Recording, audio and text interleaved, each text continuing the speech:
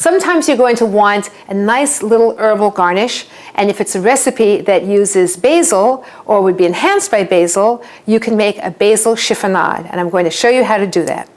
Take the largest leaves of basil that you have, pick a few of them, and stack them one on top of another, and then roll them up,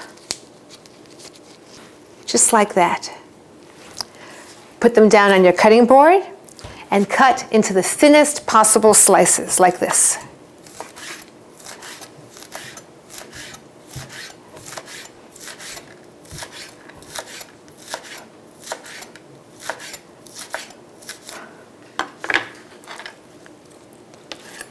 You'll end up with very fine ribbons of the fresh herb that make a lovely garnish for a soup or a salad.